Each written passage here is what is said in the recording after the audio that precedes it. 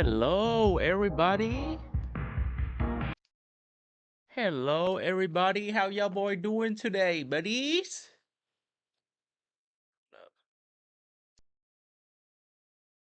How's y'all boy doing today, yeah?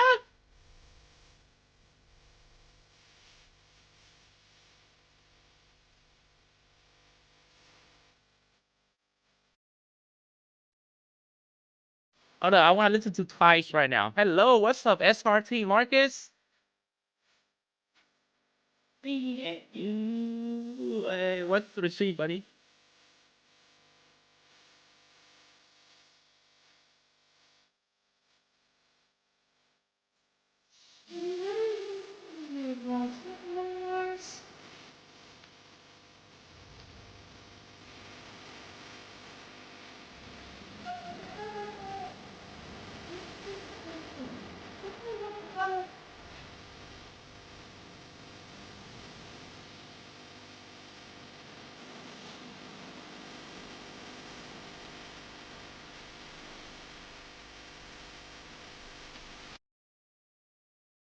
Sorry, buddy, but I can only let the people I know IRL be my mod. Sorry, only my IRL friend can be my stream mod. Yeah, that is nothing personal. That's just how I do thing over here. Plus, I don't even got that much chat right now. I don't even need a mod. Yeah, I don't even have that much chat to even need a mod. Maybe later. Hey, if you wanna be a mod, let's have nothing with being black, buddy. Let's have nothing with being black. As you can see, Mbappe is black. Vini is black. Vini is black. Bellingham is black. My favorite soccer player is let me turn this shit up. My favorite soccer player is black. So that's got nothing with being black. That's just streaming, you know. Oh yeah. And my favorite streamer is black. Spee and Kai. My favorite streamer is black. Alright, bro. Send you on Kick. Do you know this guy, bro? So I have a professional streamer have take a look at my YouTube because I was asking him question about streaming. I was like, I've been streaming on YouTube for a month now, and I still got no views. So he went and checked my channel, and he gave me brutal honesty, and that shit kind of hurt. But he just being honest. He say, you know who Yippee is? No, I don't know who's Yippee. So yeah, he take a look at my channel. He say if I don't get views on YouTube after a month, what do I do wrong? And he take a look. He say my title suck. He say my thumbnail suck. That's why I get no views on YouTube stream. So apparently I'm ass. Yeah, he's a Kick streamer. Really? Oh no. Oh, let's go to Kick real quick. Let's go to Kick. Let's go to Kick. Let's go to Kick right here. Okay, see me. Let's go to Kick real quick. Oh, we're in Kick now. Okay. Yippee. Who is Yippee? Who is that? What about Yippee? He's a Kick. He was here when Kick first came out. Really? Oh. No, I don't know who that is. But okay, I have this guy right here, Big E. Shout out to Big E. Big E. Big E, take a look at my YouTube channel, and he say that my YouTube thumbnails suck, and he also say that my title suck. That's why I get no views. So I gotta start working on the title and the YouTube thumbnail on on YouTube. So hopefully I get some new viewers in.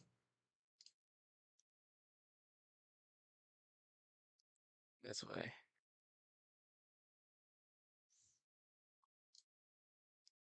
Yeah, I know who Eddie is. I know who Eddie is. Hey, yo, what's up, Pablo? What's up? What's up? Really? No, I am in the Discord. I am in Kick Fam. I am in the Discord. Check. Look. Hold up. Look. I am in the Discord. I am in Kick Fam Discord. I am in the Discord. I just joined yesterday. Yeah, I know who Eddie is. He's the Kick owner. Uh, oh wait, I heard Drake and Eddie got beef, nah? Drake and Eddie got some beef going on.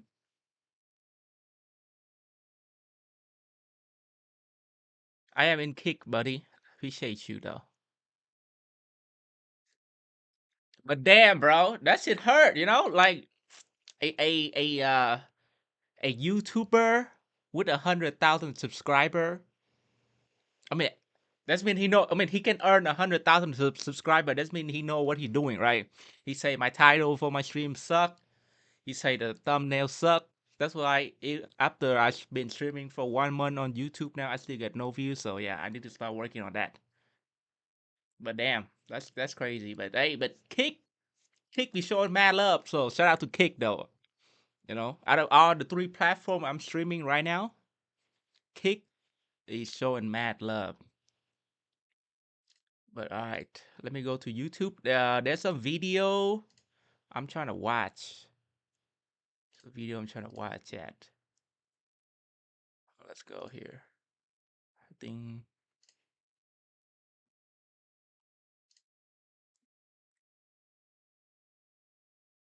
Okay, let's watch this together. This is interesting, bro. Kind of related on the streaming shit too. Streamers are getting paid more than NBA players. That is, if you're looking at superstars like IShowSpeed, Kai Cenat, and Aiden Ross. But many people don't want to accept the reality that becoming a successful streamer in 2025 may just be impossible. But somebody was hell-bent on proving that wrong.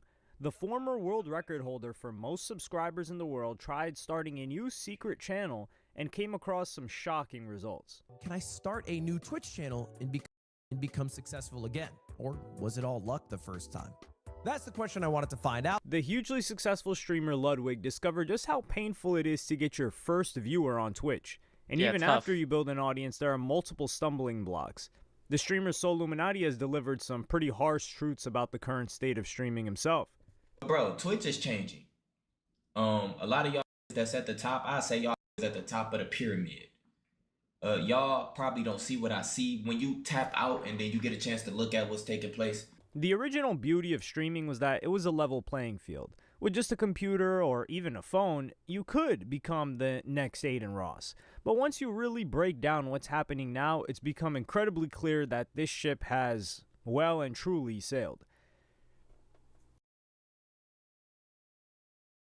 The streamers we know and love today are all incredibly talented, and it would be foolish to assume that just anyone could maintain an audience's attention for hours upon hours on a daily basis. Oh yeah, you know. Right now, I am complaining that I got no view, but somebody put this into a perspective, which is really interesting. They say that let's say that if I have even 100 people watching right now, can I even keep 100 people entertained? Which is damn, that's a good question. Can I even keep 100 people entertaining for my stream right now? So like so if I can't even keep 100 people entertaining on my stream, now expect 1,000 or even 100,000 or even million of people joining the stream.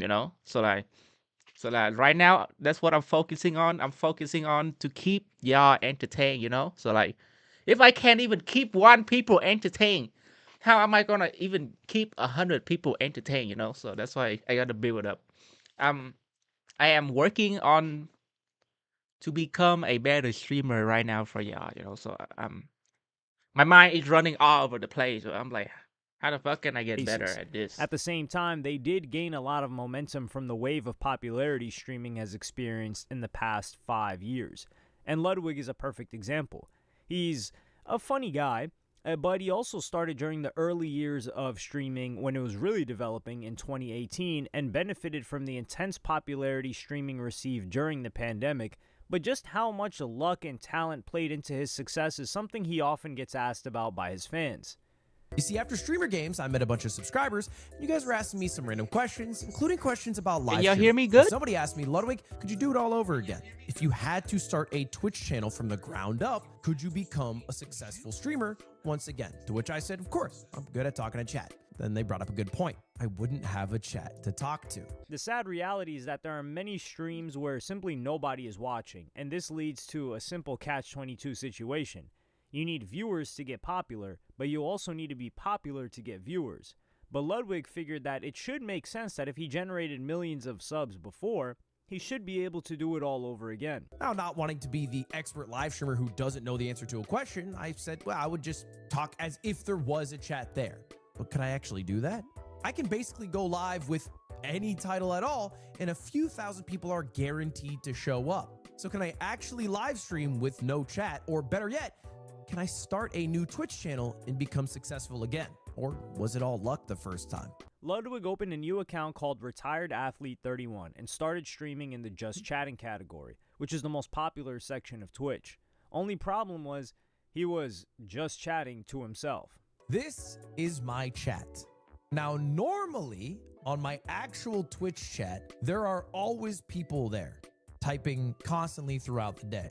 This Twitch chat has no reason to have anybody in it.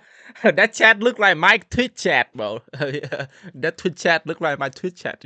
Fucking empty. Because 0 people follow this Twitch channel, 0 people know it even exists. So I'm hoping we can get some people in here. I don't know how long it'll take. I don't know if anyone will even come in the first place, but I'm hoping I can get somebody in here. When Ludwig started streaming in 2018, Twitch had about 3.4 million unique broadcasters on average per month.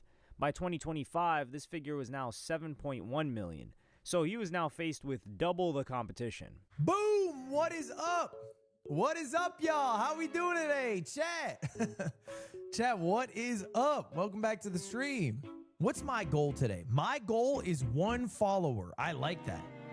That's an achievable goal. All right, when that shit is complete, I'm a happy man. All right, well, I'm just gonna keep chat up on the side here, and I don't know. I guess let's just start doing some stuff today.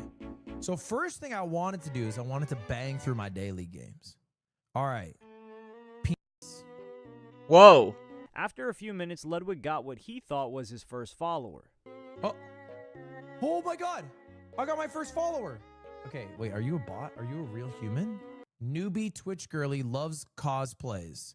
Follow for future streams, and you have an OnlyFans. Why do I get the feeling that you are botting to follow a bunch of new accounts so that pathetic streamers like me click to see who you are? Twitch, like many other online platforms, has its issues with bots.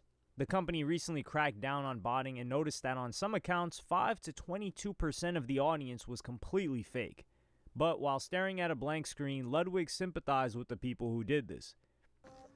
I get why people view bot. What the are you supposed to do on Twitch if you don't view bot? You're just stuck in damned hell waiting for one person to drag you out of it. I get it though. I understand why someone would want to view bot. I'm not condoning it. But if you view bot, you'll have real people in there because you just appear higher in the category. The rich get richer. Because of the way the algorithm works, streamers are almost incentivized to view bot. So new streamers might think that they have no option than to pay $20 to view bot 50 live stream viewers, and also run the risk of being banned because this is against terms of service. RiceGum was famously banned for this nearly a decade ago. Ludwig soon realized that the just chatting was too broad of a category and he needed to go more niche. He also followed his stream on his other account to bump up the numbers. Well, it's been a little under half an hour. We hit our follower goal, but nobody has chatted yet. I'm realizing, however, even though just chatting is the largest category, it is probably the hardest to grow in. So I think just chatting's too big of a category. So let me switch my approach. How about I play Peak? This tactic of branching into games failed, so Ludwig was faced with a very common tactic people use to get attention on the internet. Right before the hour mark, he went for a thirst trap. What brings viewers? Oh, what if I thirst trap? So in the thumbnail, I'm hotter. Oh. I'm going with a white tank top because people are going to see it in the thumbnail and they're going to go, damn, that dude does look like a retired athlete. He's definitely got the body of someone retired. 2.5 hours into the stream and without a single Hey, viewer, should we do a chat? So we build our muscle up and wear a tank top? Hopefully somebody pull up. So we use a tactic too? Should we also use thirst trap? Well, I'm a dude though. Yo, it will be so easy for girl. You know, girl can just show up. Girl can just show up and they will still get viewer no matter what, bro. But for us, dude, we're gonna be super entertaining. We're gonna be funny. We're gonna do a whole bunch of shit, and still nobody show up. While girl can just show up, and they'll get at least a couple hundred viewers. You know. he decided to eat a hot dog as fast as he could. The goal is to eat it as fast as possible. One man, one hot dog. All right, come on. Lock in.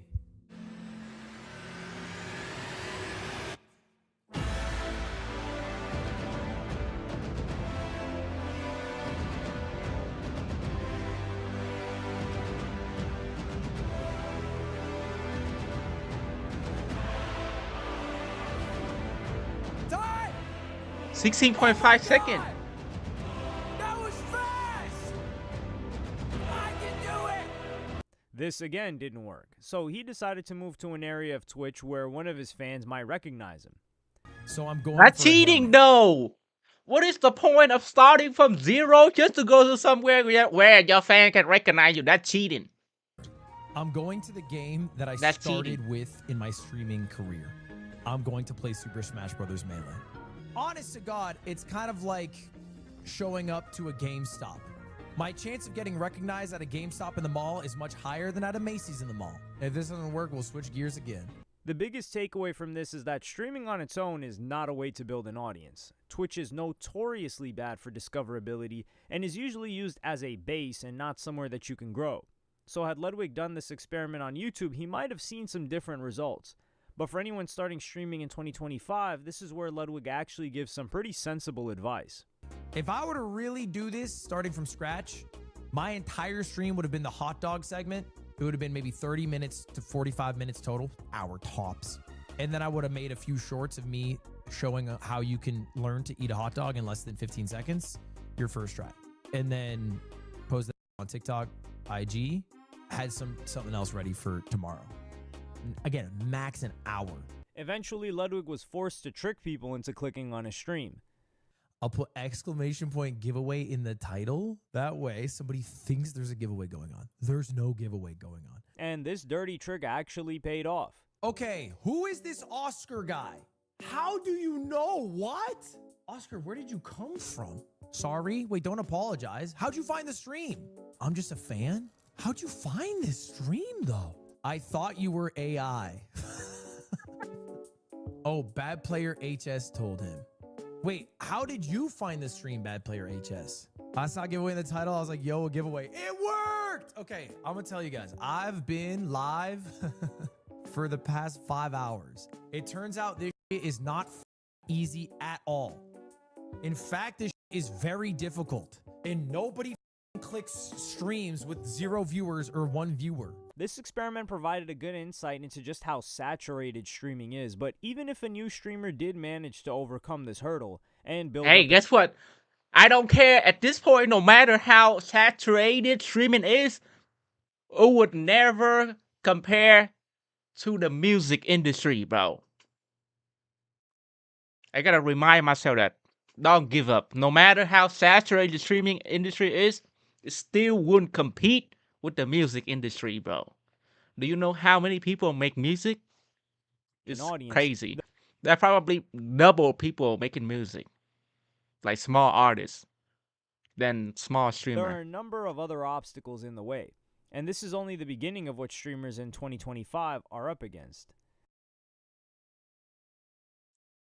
Zach Bussey, who is close to 10K subs on Twitch, pointed out that Twitch viewership has basically been on a downward spiral for the past 5 years. This one's overall viewership from Twitch Hold up, let me go to Tracker. the bathroom real quick. I think in 5 minutes we're gonna watch Kai Cenat stream, bro. He said he gonna go to a church, so I just want to see like how can he even go to a. Oh, what's up, yo?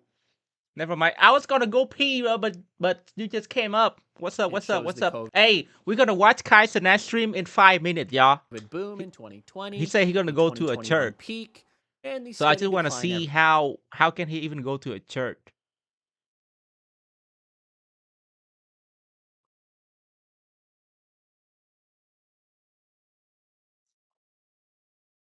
Why is there a lot of bot in here promoting Kick Fam, bro? What the fuck? Why is there a lot of bot over here?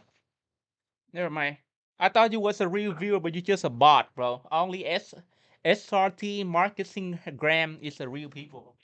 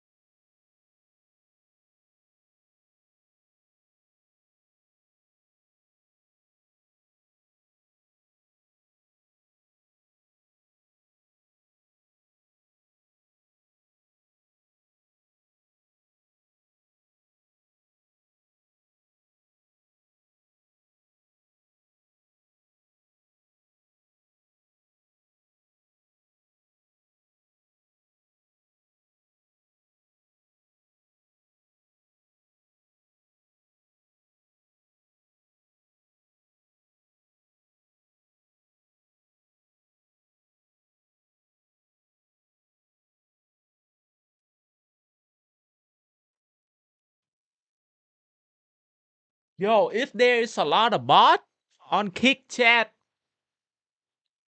I might have to put a bit on follow or mode only, but at least you're gonna have to follow me to even type in my chat, bro.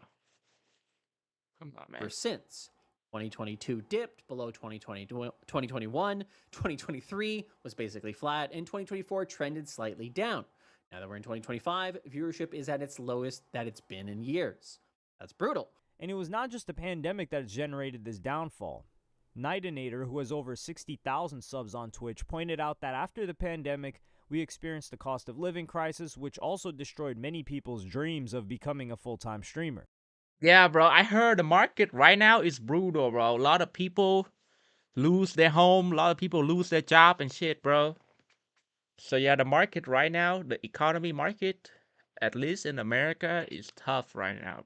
A lot of streaming is crowdfunded, meaning that we get our income from people subscribing and tipping. But in this economic climate, unfortunately, people just don't have that money. And whilst Yeah, there it's are just- other ways to diversify, such Yo, the economy is fucking tough as right now. getting sponsorships and brand deals, those are normally few and far between. And they're normally reserved for people who have quite a big audience. If your cost of living suddenly went up, one of the first things that you would do is cut off non-essential spending, and supporting your favorite streamer sadly fits neatly into this category. You also need to keep in mind that anything a streamer earns from Twitch is revenue and not profit. Streamers starting off on average will spend about $400 on equipment, not considering the PC, and small Dude, I spent like at least $5,000 into this streaming shit already, bro.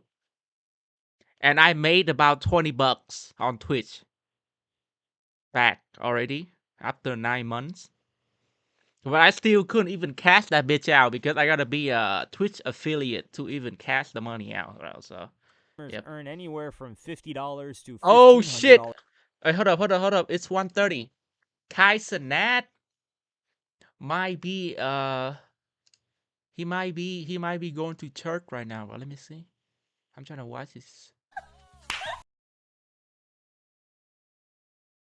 Is Kai going to church? 30 minutes? How much did I do it last time for? Nigga said an hour. Didn't he say that he gonna go to church?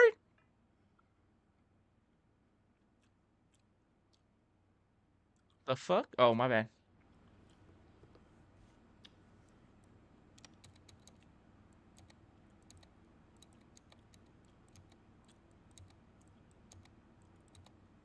Did he say church at 1:30 PST, which is right now in my time zone? What do y'all want? Okay, hold on. Do y'all want combos or no? Or should it be separate? Do y'all want like? Okay, hold up. Nah, he's not going to church yet, buddy. He's not going to church yet. Oh, my bad, Claudia. What's up, dude? Where you at, buddy? I'm watching to see I cannot read your chat right now. My bad. So it might be a couple of months before people even break even on the cost, and that's assuming they grow. The popular stream. Hey, what's up, Veneer? Yes, yes. Thank you very much. If you can share my stream on Kick, please. Thank you. Streamer Snowcone also broke down how, despite receiving quite a lot of money from Twitch, she was actually losing money. Y'all know how expensive it is to keep up with content creation? You can get a 10K check from Twitch. What the is a 10K check? Spend 5K on trips just to travel, $500 on setup, $2,000 on your rent, $200 on Wi-Fi, $200 on IRL Toolkit. You gotta pay the Clippers, pay your YouTube. So this clip went viral because she's obviously poor with managing her money and is an extreme example of some of the costs that comes with streaming. But even getting into the Twitch Partner Program by itself was a huge obstacle, and the percentage of users that get into the program is shockingly low. Looking at Twitch tracker data, there are 6.4 million channels streaming on Twitch every single month, and only 45,000 of those channels Claudio, are you still here? Hop on. That's the percentage of partnered. Hop on, buddy. Hold up. Oh, wait. Folks making a pretty decent Hop income on. at only 0.7% of live streamers on the entirety of Twitch. And I would imagine YouTube might be in a similar ballpark. YouTube is difficult to make a like-for-like comparison because it's not exclusively streamers, and there are users that are simultaneously YouTubers and streamers. But there's still only a small percentage making real money. Less than 6% of channels are in their partner program, and 90% of channels are under 10,000 subs. A YouTuber pointed out that streaming in 2025 is having a, quote, after the gold rush moment. And this happens in all industries. It's happening crypto, cars, Airbnb, et cetera, where there is a rush to get into this gold. Oh, Claudio, you know what happened, bro? So today morning I have a streamer. He not that big streamer, but he got like a couple hundred people on his stream. I learned a lot from him. And I was joining his stream, right? And then I asked him a question about like, hey, bro, I've been streaming on YouTube. Like, I told him like I've been listening to his advice, and I've been streaming on YouTube for like the past month, but I still got no view on YouTube pulling up. So he actually went to my channel and check it out, and he gave me a brutal honest, bro. He gave me a brutal honest. He say he checked my channel and he say no, I'm not lying. I swear. He say that my title suck and my thumbnail suck on YouTube. What? 4 pic type.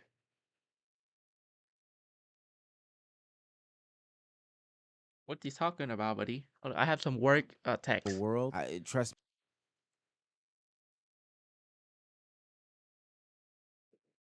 No, I'm talking about all my past VOD on YouTube.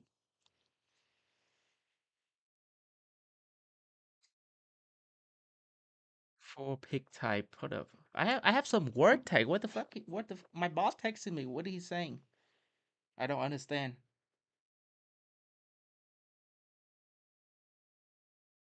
For pic type. Let me text my boss real quick. Hold up. Just say what? I don't understand. What are you talking about?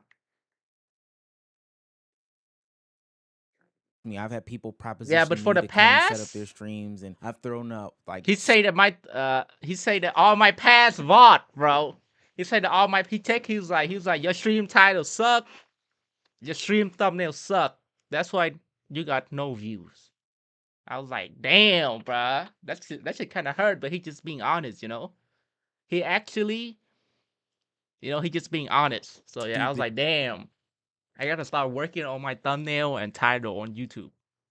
amounts of money in order for them to sign up, and they've literally just said yes. But this stuff that they are doing is not sustainable, and just like every other bubble before it, .com, real estate, whatever the case may be, it will burst. In November of 2024, Twitch experience was known as the Twitch apocalypse, where multiple advertisers realized just how fruitless it was to advertise on Twitch. According to a marketing expert and someone that's worked in esports and streaming for many years, Devin Nash, Twitch is considered a niche product or experimental budget. Most agencies don't know if Twitch ads work or not, so they assign a small percentage of their budget to see. The rest of their budget goes to tried and true market leaders like AdSense and Meta. So the first thing to understand is when a niche ad product underperforms and or has controversy, it's the easiest and fastest to cut. So streaming seems to be a more and more difficult place to build a career, but we are increasingly exposed to viral stories like Streamer University and Streamer Prom, and while these events might have inspired people to start streaming, they are actually a part of the problem. Streaming used to be synonymous with gaming.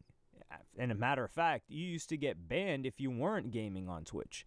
But it's now categorized. Damn, bro. Okay, I gotta go. I gotta stop by the wholesale tomorrow morning before I come to work to pick up some inventory. Okay. Okay.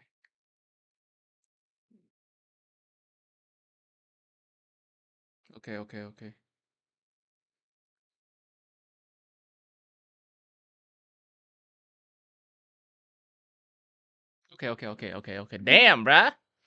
What I do? IRL streaming, where someone is out in real life, and desktop streaming, where someone is in front of a computer. IRL streaming has been around since the early days of the internet, but has only really become mainstream in the 2020s with people like Aiden Ross, Kai Cenat, and iShowSpeed popularizing this type of content, with Kai Cenat doing less of in-public things as compared to an iShowSpeed. All of these pioneers have changed streaming forever, but not necessarily for the better. What up, dude? Did Kai went to church? Oh, no, what? I'm just watching this. I'm just checking on my own Kai stream. Cenat streaming with Kevin Hart, Aiden Ross meeting Trump, and iShowSpeed continuing to travel the world. No, Kai The not type going of to content church yet. became more aspirational and more entertaining, but became much more difficult for new streamers to replicate. And this is something that veterans became much. Yo, to be honest, I don't like this girl, bro. She looked like one of my crush that rejected me in college, bro. So that's why it's I got PTSD when I look at her. She looked like one of my crush that rejected me in college. More That's difficult for fucking new crazy. streamers to That's why I replicate. was like, whoa. And this is something that That's veteran crazy. streamer Soul Illuminati decided to speak about This is in why. August of this This year. is why. Bro, Twitch is changing. This is why A I lot like of y'all Indian that's girls. at the top, I say y'all is at the top of the pyramid. I got no chance against one of Y'all those girls, probably bro. don't I see had what no I see chance. when you tap out and then you get a chance to look at what's taking place. I was one of the ones telling everybody they should start streaming, not necessarily doing IRLs, but just streaming, speaking your voice, just doing what you need to do, you know? I feel like streamers is taking over the world and it's happening. But one of the things I do see, Twitch is starting to become so overstimulating. These new kids that's coming on there are starting to look at a normal streamer in a different point of view that's botted. It's completely different. It's trash. New streamers in 2025 have a much higher weight of expectations than new streamers in even 2020. IRL streaming is much more expensive than desktop streaming, but IRL streamers are getting the most views. Twitch, it's becoming harder and harder for to become streamers because all y'all think y'all need to be doing IRLs. Y'all all trying to be like these niggas at the top. You got motherfuckers talking about desktop streaming is dying. How is that even possible? It's not even possible. It's just the niggas you watching. And remember, this ain't separate. This ain't got nothing to do with the groups or none of that. You should already know who the I'm talking about. I don't even have to say no names. And to be honest with you, Oh. FaZe and AMP and all them, they chilling. They good. These got all the resources, bro. These elites. Y'all know the elites. I'm talking about y'all new. Y'all are getting caught in a wave y'all gonna die in. This shit that y'all seeing is not sustainable. And these heightened expectations are even a problem for Soluminati. Having taken a break from streaming, he discovered that Plaqueboy Max had rented an entire mansion to do a love show full of other streamers, which placed an overwhelming weight of expectations on him. Bro, shout out to Plaqueboy Max. Bro, this returned and did a whole show. How the f am I supposed to compete with these? And Plaqueboy Max's decision to rent a mansion was actually much less extravagant than what some of his peers got up to in 2025. Kai Cenat took over an entire university, and DDG built his own set from scratch for his show Are You My Ball. The simple fact is that streaming is becoming more and more like TV, and as a result is more and more out of reach of the everyday person. And this video from So motivated the streamer and YouTuber Lord Heck to give his thoughts as well. My life, first of all, in order to do IRL streaming, the bar is set so high. You know why I don't like IRL streaming? I don't even give a fuck about any of that shit. I'm just worried about the stream sniping and putting my safety at risk. You know, for letting people know exactly where I'm at in real time. That is not safe, bro. That's why I don't IRL stream. Damn near gotta be I don't doing even the think about iCarly IRL series. streaming. If you guys know what I'm chilling. iCarly I'm is, chilling in my room, but I'm chilling. I don't it's give a basically fuck. like a TV web series, but recorded as a show. So all the activities and things that you see that that be happening on stream, they're not just happening randomly. They're set up, they're orchestrated, they're scripted. It's like acting. It's like low budgeting acting. Hey, It's Clarity. like acting at home. Oh Like my if you were to god. watch F1, the movie, instead of going to the movie theater, Twitch is the new movie theater. Okay, and the new bro. television. The kick bot have infiltrated my kick stream now. I'm gonna have to turn my kick chat to subscribe, follow only chat, bro. I'm gonna turn my shit to follow only chat, bro. Yeah. The bot have infiltrated my kick stream now. I have no choice but to turn my shit into follow mode only. My bad. Don't blame me, blame yourself. Don't blame me. Right? For Yeah, the you IRL can't type in my streaming chat space. unless you So follow in me, order bro. for a newcomer to come in and be able to Promise you. compete when they don't have a budget and don't have as many like Yeah, I have crazy though. moments I as was just trying to be nice and keep my chat for anybody to type, but the bot keep trying to promote the fucking Discord and shit, bro. the next guy. It's kind of gonna be like, okay, you're boring. He also made the point that because short-form content and clipping is so important, streamers are basically fabricating clippable moments instead of streaming in the moment. So short form content is necessary, right?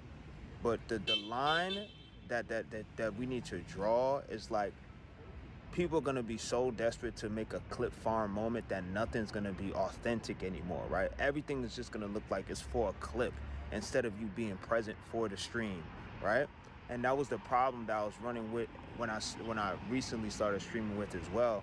And even though it's not that much of a problem, the like making organic or just Cardio, I caught you lacking, bro. I saw your ass in Rona chat, bro. I caught you lacking. present in it. Caught you It's lacking, like- bro. I caught you It's lacking. damn near like impossible to do because And we're Caught you also lacking, seeing bro. something similar that's happened to podcasting where people from other industries are trying to get involved. India Loved has moved from being an IG model to a streamer. Lil TJ and Nicki Minaj are just some of the rappers looking to break in. The NBA player Kyrie Irving is also trying to make a name in this field, but he has been someone that's been tapped into it for quite a while. And all of these people have much bigger resources and probably much more interesting lives than people starting out. there's a lot of celebrities that don't need to be streaming, bro. Right?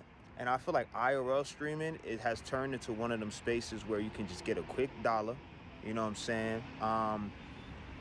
Because you got people like Tyler, which is she's an African artist, TYLA, right? You have people like there's some other rappers that's starting to stream now. I forget their name, but it slips my mind. I think it was Lil TJ. He was trying to stream the other day. I'm just like, bro, like some of y'all no offense, but it's like, bro, all they have to offer is like behind the scenes of what happens at a music video, like flashy going shopping. Like they're not like, they don't have a streamer personality. You get what I'm saying? So the barrier of becoming a streamer has become so high now that many new streamers might feel like the ladder has been completely pulled up from them. The only hope for them now is that someone like an Aiden Ross or Kai Cenat co-signs them, and they can build a new audience from that endorsement. But the reality is that you don't need to be making money from streaming for it to be a waste of your time. Nightinator is a streamer that could arguably make more money purely focusing on short-form content and being an influencer, but genuinely loves the communal feeling of streaming.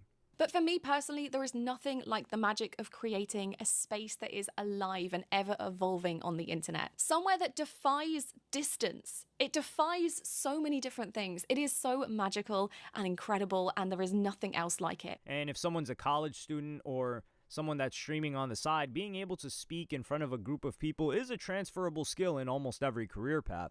But above all, streaming is a great way to meet and interact with new people. You'll meet people with common interests, but you'll also come across people that you probably wouldn't be exposed to in your everyday life. And if you recall at the start of the video, Ludwig's first viewer was a guy named Oscar. And Oscar is a streamer who, of course, has the dream of becoming a big streamer, but also just finds the joy in streaming on its own.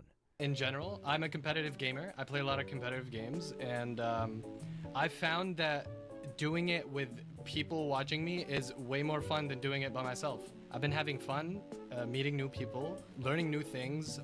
I do reacts, I do just variety content in general. I just love streaming, and I hope to one day be an inspiration and, be a very... I have now entered a diabolical pattern of getting one night of sleep and then one all-nighter, so I alternate days where I sleep. I only sleep every other day. I'm a goddamn cryptid when it comes to sleep. And I know you're probably tired of hearing me yap about my insomnia. The reason I'm mentioning it now is because it's 6 a.m. I've obviously been up all night again. But the reason why I keep bringing it up is because it's kind of like Voldemort's name, where you gotta... Bro, all you gotta do is take some melatonin. Take some magnesium, smoke some weed, and you be out, bro. Take away its power. So this is take me some calling edible out gummy. my insomnia, hoping... Hey, Moise, hey, if you need help sleeping, I got something for you, bro. Pull up to the shop. That, if enough time passes, I'll start to make some headway being able to sleep normally again. I'm also trying a bunch of, medication now. Not working, huh? It doesn't seem to be panning out all that well. I just spit everywhere.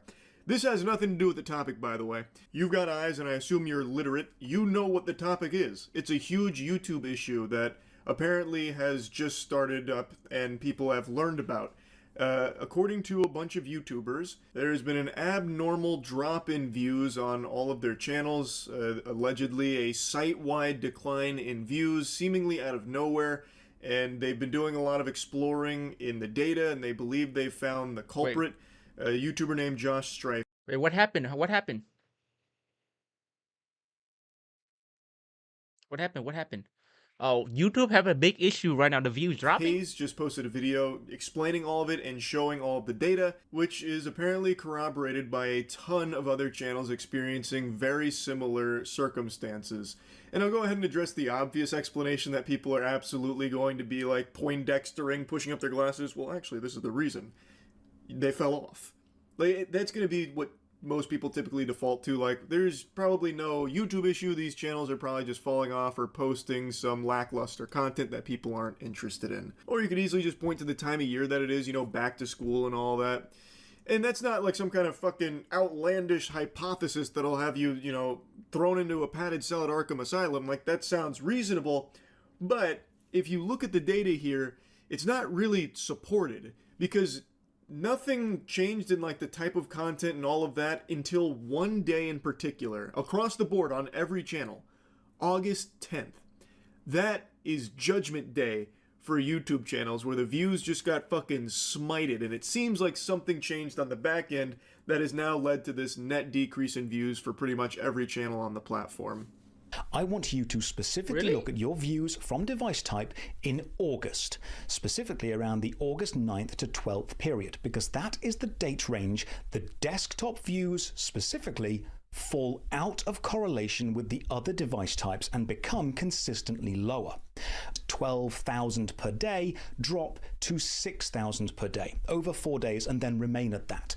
The other channels I've asked to check their analytics also corroborated this same drop.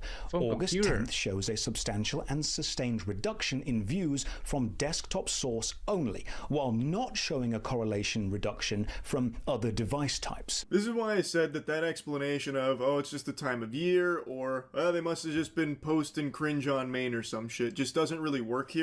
Because when you look at the analytics, the views stayed the same on device types, except for one, which doesn't make any sense if the explanation is they were making bad content, shit no one wanted to see. Because if that was the case, you would see a reduction in views on all device types there, not just a single isolated one. He is showing here that all the views maintain the same consistency on all devices except computer post August 10th. So unmasking the Scooby-Doo villain here of less views, we get something pretty fishy where it seems like they must have changed something on the back end when it comes to computer desktop views specifically. Computer views on post August 10th take a drastic decline and they stay that way. They don't go back into the same pattern, the same correlation that they previously were. Josh Strife Hayes showcases it with his channel, and then he mentions other channels also corroborated that as well. So naturally I wanted to take a peek at mine. I don't typically pay attention to views, so I didn't even realize that this was like a huge thing going on in the first place with like a reduced views out of nowhere. I set up the process exactly how he described, and I got very, very similar results to what he showcased. Let's take a peek under the hood here. I did exactly what Josh said, 90 days device type views, and everything follows the same correlation that it usually does. And then August 10th, the next day, bang, bingo, bango, bongo, the computer desktop views get banished to the shadow realm and it's all cattywampus. It goes tits up. But I thought, I never really look at this in the first place, so maybe this is just something where it kind of ebbs and flows, like maybe some stinkers get farted out from me and people don't want to see that, you know, it is what it is. So I decided to go to the last 365 days, and no, it seems like the trend is pretty consistent. Like, these usually do kind of stay in like the same general ranges together until you can see the tail here. August 10th, and now all of a sudden everything's changed. It's a whole new ball game. Everybody I don't think that this is a natural thing that just happened where every single channel, every single viewer on YouTube just decided to sell their computers and just watch YouTube exclusively on tablets or TVs. I'd be very surprised to hear about this mass exodus from PCs. Like, you know what? Time to hang up the RGB. I'm getting myself a fucking Kindle and I'm only gonna fucking read books and I'll watch YouTube on it. I don't think that's what's happening here. This really seems like there is some kind of internal change at YouTube that has caused this. I don't think there's been an official word from YouTube on this at all. Like, maybe it goes deeper than this, and maybe it has to do with, like, how bad the platforms become with the inshitifying of, like, the recommended section. Maybe they're changing how they, like, even feed viewers videos in the first place. Though, if that was the case, then you would still see a reduction in views on all device types, not just a single one. So that wouldn't really explain that. Yeah. I don't know. It is very odd. It definitely smells of some horseradish. Now I can use specific videos I've released to show this switch again. If your channel is focused on shorts, follow this specific video by video comparison to see the correlation switch for yourself. And I can use videos from both restricted mode and normal mode to show that restricted mode probably has nothing to do with this. The last video before this August 10th switch happens. And my next video, Was It Good? Neverwinter Nights, Hordes of the Underdark, released on August 21st. And that was the first video ever on my channel to have a higher view count from mobile devices than from desktop PCs. Here is the complete graph showing every video I have ever released on the channel. The blue line is desktop views, the green is mobile. Desktop views have been consistently higher than mobile views within correlation, except from August 10th onwards. If we look at the last 90 days again, you can see the desktop view dip. which is something you could see on my channel as well. He mentions that he doesn't believe restricted mode has any role to play in this, and the data that he presents here is very interesting. I think Josh Strife Hayes has done a great job with this investigation here. He has narrowed in on the date and also the culprit, which is desktop views. What changed? Did they change the way they calculate the views, or did they change the way they even feed people videos on desktop? Like, maybe there's a chance if you're a desktop YouTube enthusiast, maybe you do not get the videos from the pages you subscribe to. Maybe YouTube just decides not to push them on desktop users. Who's really to say? But you can see in the data that that is where it is coming from. There is something that happened on August 10th that it seems like every single channel is experiencing. Josh Strife Hayes does make a mention that it doesn't seem to matter for shorts content, like short form content. That doesn't seem to play by these rules here. It's only for long form videos. If you're a YouTuber, I encourage you to check your own analytics on this here to see if it's the same story. I imagine it probably will be. It seems very consistent for every channel so far. I would be surprised to see the trend be bucked at this point. It seems like there definitely is something that happened on August 10th at YouTube. But who knows? Maybe this is like a wild coinkydink that so many channels have the exact same thing happen on the exact same day. I guess we'll see. Maybe YouTube will shed some light on this topic. Anyway, just wanted to put this on your radar a little bit. Great work to Josh Strife Hayes. And yeah, that's really about it. See ya. Kai Cenat is the Black Mr. Beast, but that success comes at the cost of... Do you have any advice how I could be hood? Okay. Why did Prime send me a fried chicken juice? All my life, it smelled like fried chicken. That watermelon fried chicken, boy. The nigga of color hop onto the stream is straight watermelon and gorillas, nigga. We don't have to make this about race at all. We looking at the Kai Cenat on today's Foreign Friday. It's a foreign man in a foreign land. So this is a perfect place to dive into the of Kai Cenat. You see the Clip Mr. Beast trend on TikTok? Yeah. People keep asking me to do it. Do you have any advice how I could be hood? Okay, alright, go get you a Montclair coat, black or red. Okay. Cop you some purple jeans. They have to be tight though. Purple? No, not the color purple. Purple is the brand. Okay. Let me tell you something. So you have Mr. Beast, arguably the largest creator in the world, asking Kai Cenat, one of the largest black creators in the world, how to be hood. The way I would been on the phone with the HR department of life, cause there ain't no way a white man from North Carolina, yippee-yay, yippee-I-O, who digital footprint entails selling the for $1, ain't no way that white man asks me, a black man, while live streaming to thousands of people how to be hood, and that ain't a macroaggression. You know, I find it very incredible. You have the largest creator, Mr. Beast, hanging out with XQC and Aiden Ross. Aiden Ross alone has done on stream. Aiden has done so much racism at this point that he is blackballed by many of his friends, including Kai Cenat. Yet Mr. Beast was cloistered in a room with him and XQC, who we'll get to in a second, and nobody noted how wild it is. Mr. Beast went to Kick, where it is known that it's a grooming platform, one synonymous with gambling, all of these different things. You just don't go on Kick unless you cater to a particular audience, right? Even Kai Cenat knew that, and that's why he didn't accept. Give a fuck. I stream on Kick, Twitch, YouTube, all at the same time because I don't give a fuck anymore. I was thinking about that shit too, about Kick, but I was like, this company ain't care about us, you know? This company ain't care about me. So there's no loyalty. Fuck that shit. I'm streaming on however fucking platform my computer can handle, bro. I swear. If my computer can handle vertical stream on YouTube Short and TikTok, I would do that shit too. But right now, 3 platform is the maximum that my computer can handle right now, bro. The bag from him. Big up Kai I for don't being give a principled fuck enough anymore. to not accept the bag from Kick. The biggest creator in the world did. The biggest creator in the world associated their brand with gambling and predation towards.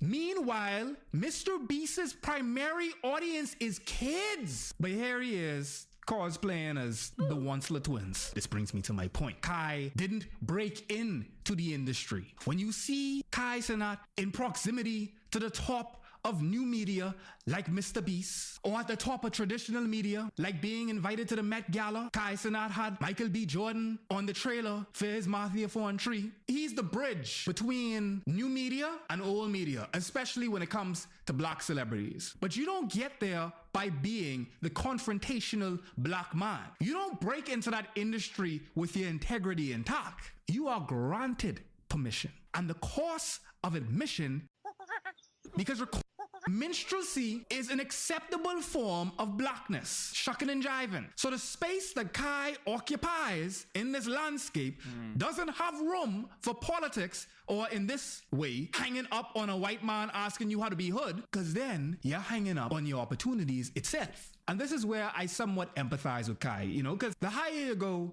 the wider you go. And that definitely means he's endured quite a bit of racial aggression. Dez almost got Kai Cenat banned after calling Rakai the F slur. You said that because what? I said I put 30,000 on his head because he said he's gonna kidnap me. His streams embody this hackneyed principle that loud equals entertainment. And I said, fuck up. Say that in the car. 30,000 on my head. And I'm gonna kill you right now. If you put 30,000 on my head. Talk about nothing, bro. Okay, fans of Kai have been noting a shift in the tone of Kai's Mafia-thon this time around. And this exemplifies it perfectly. You have Rakai arguing with a bunch of rusty-ass grown men. Rust of which WD-40 cannot cure. Use an aged man. Gravity itself oppressing these man them. If you find yourself arguing with a child who can't even get a leaded beverage as of yet, you need to pack your penis up and carry it somewhere else, because he's a waste man. But if this wasn't bad enough, it gets worse. You cannot say the word, the F-bomb in Twitch? That's crazy. Since when do we cannot say the F-bomb on Twitch? The F slur. I can say fuck, but not the other one. You know what I'm talking about. Watch this.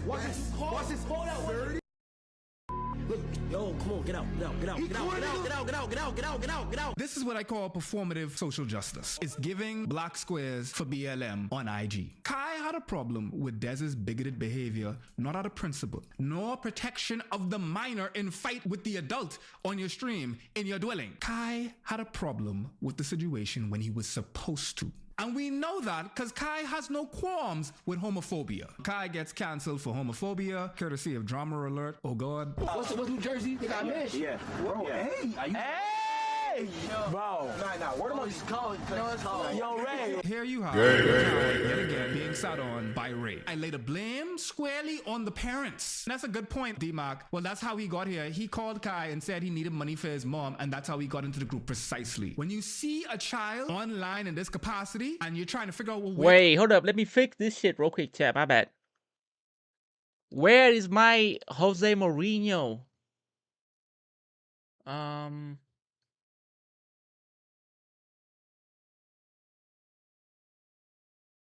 Where's the Jose Mourinho at?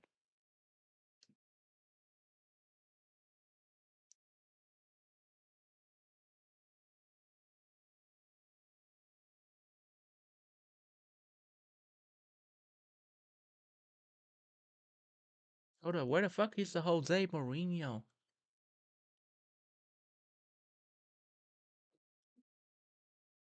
It's crazy, dude. Wait. Hold up.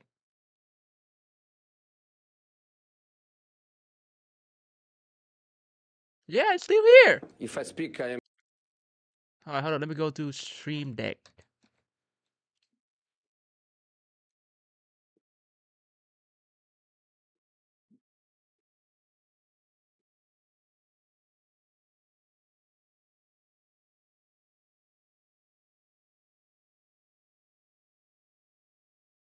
If I speak, I am in big trouble. Ah, there it is. Does that work now?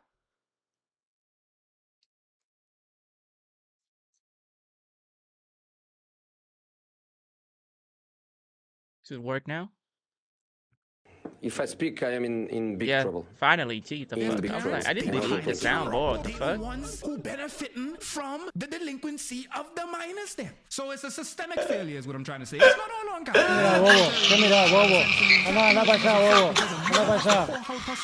Kai Cenat so that he can get some money in his capacity as a Deputy Rocket from Guardians of the Galaxy, a Deputy Rigby from the regular show, with Big Trash Panda Kai. All of this is systemic. These villains are also victims at the same time. You have Rakai being sat on by Ray. Yo, Ray.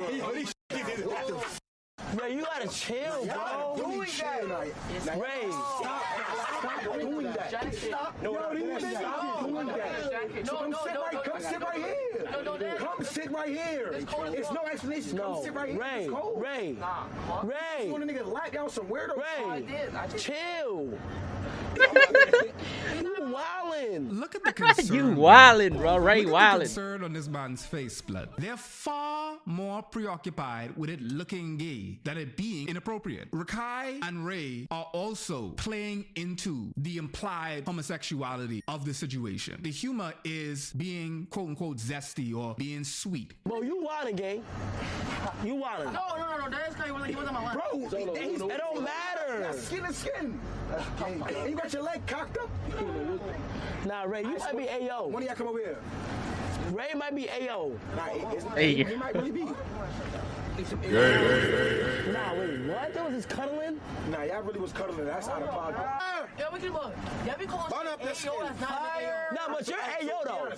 What's AO? Like AO is the gay shit, but we're not even doing gay shit. No, even if someone shit like, okay, in the car sitting on his lap, that's not AO.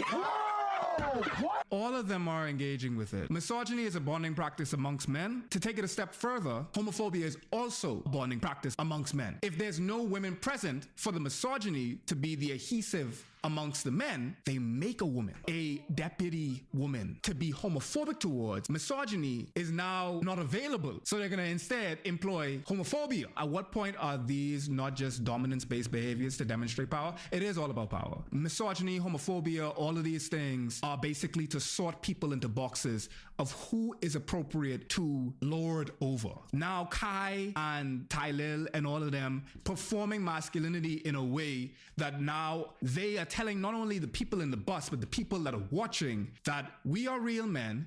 This is how real men act. You want me to now believe that the same boy being called gay here, he now has a problem with when he himself called him gay himself. This is also further bolstered by the fact that any time when something like this happens around Kai, he knows the script to follow. Is he the first man you fell in love with, bro? Is he the first man you fell in love with, nigga? I met him through you. Come on, bro. This nigga. Oh my God. He's more so lamenting over the fact that this might mean that he's gonna be banned or something like that. He isn't mad at his audience being exposed to a word that has justified violence against the queer folk then. I believe everybody has a capacity to change, but first there has to be a will to change. And the correction that Kai gave here wasn't provoked by some change of character or some revelation that the words that you say foster an environment that is hostile and inclement for particular demographics. What you also see here is Kai struggling between two sides of himself. The Clover Boys represent what he was and maybe beneath the surface or off camera. But Dez and the rest of them haven't had the PR training or the sensitivity guidelines that Kai would have gotten from his management at Nightco and them. They're all specters of Kai's former self. And they're at war with what Kai is presenting. But first we have to get to one of Kai's biggest brand strategies, which is essentially nostalgia-jacking. Nostalgia-jacking or nostalgia jacking. I'm Kai. And I'm Carly. And you're watching Kai Carly. 4, 3, 2. I know iCarly is copyright the hell out of niggas. Hijacking nostalgia. iCarly, you had Total Drama Island. Kai Cenat is able to hijack the nostalgia of an audience that has a relationship with a particular piece of media by evoking that media, thus accessing the feelings associated with that media that the audience has. That is the way in which he's able to gain access to your rose-tinted nostalgia shades without having to do the work to get it.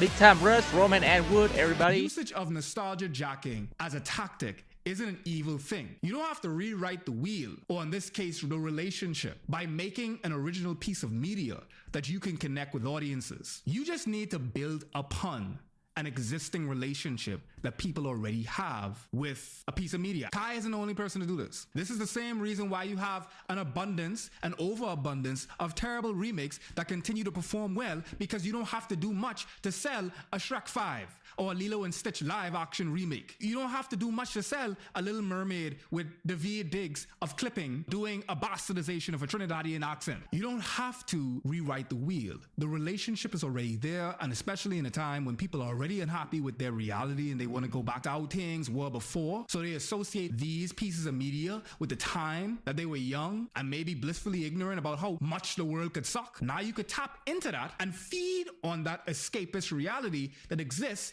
in your audience. His whole Mafia-thon has been that. It's been a marathon of essentially bringing celebrities of the past to his stream, hoping that people would click, which brings me to what he essentially does, which is spectacle streaming. Spectacle streaming, just like Mr. Beast, where you spend a lot of money, you get people to marvel at the amount of money that you're spending on it. But unlike Mr. Beast, not necessarily much is being done as it pertains to like really fleshing out these ideas or these formats of which he's bringing on all of these different celebrities that maybe we grew up with. All he's doing is just renting a mansion and bringing people that you may have a tangential relationship with in hopes that there's something to be clipped there that could go viral. It's not only reruns, it's when Uncle Phil and Carl Winslow are in the same room all together. It's spectacle streaming and nostalgiacking. That brings us to this right here. The fact that Kai Cenat is a visible black creator at the highest echelon of the new media entertainment, it's a very volatile place to be. If you look at this right here, you have what I could only describe as a nightmare blunt rotation. You got Aiden Ross, XQC. I can't even see this nigga's face. It's so low quality of a camera, and you know cameras are racist. He looked like an unlocked Super Smash Brothers character. He just could catch a stray for no reason. But he shouldn't have been here, to be honest. You say camera are super racist, bro. Andrew Tate, you on a call with all of them, right? You a black man. You Kai Cenat on a call with all of these man them, right? And there's an adage that if you're at a table with 4, then that's a table of 5. Your presence is a message. So if I hop on a call publicly and I see any of these man them faces, I hanging up so hard that your children get hear dial tone. Random. My opinions matter less than yours. Not what I Is said. not what you're saying. So you're saying mine don't matter as much as your opinions. XQC, I hope it's not coming out your mouth right now. Is you come in with the data that's presented, you use that to make your argument, and you show me that, then your argument is worth as much as anybody else in the room. And Oh, it's so you're Yo, chat, hold up. What should I call it, bro?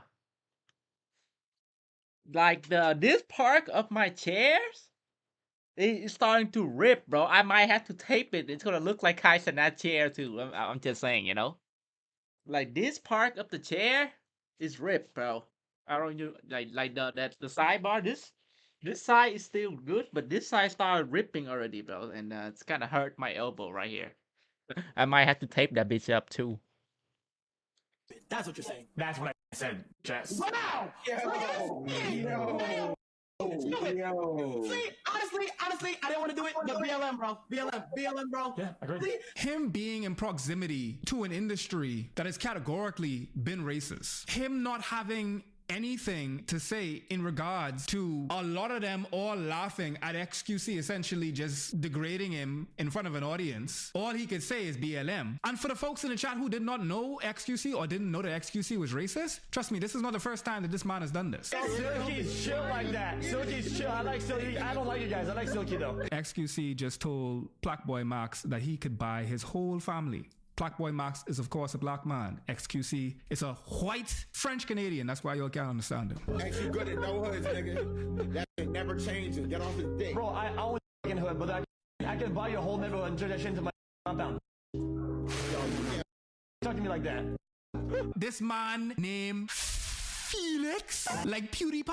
At this point, I've never seen Yo, any XQC nigga named racist? Felix that ain't racist. Saying that you could buy a whole black man's neighborhood and turn it into a compound and then calling him out his name. This is in front of people you ain't see Stable, Rondo down there, and Jason the Ween laughing. I couldn't stand for that. At best, I hang up the call. At worst, booking a flight. And this is what he does regularly. Drama alert yet again. This is awful. This is the second time we see in drama alert. But drama alert yet again. Why did XQC cook this guy so hard? I can take my daily check and buy your entire bloodline. I can take my daily check and buy your entire bloodline. You saying that you could buy a whole black man's Okay, that is bloodline. racist. Remember Okay, that is we noted. that is passive aggressive racist right there. That is racist, but it's like hidden racist right here. That is pretty racist, bro.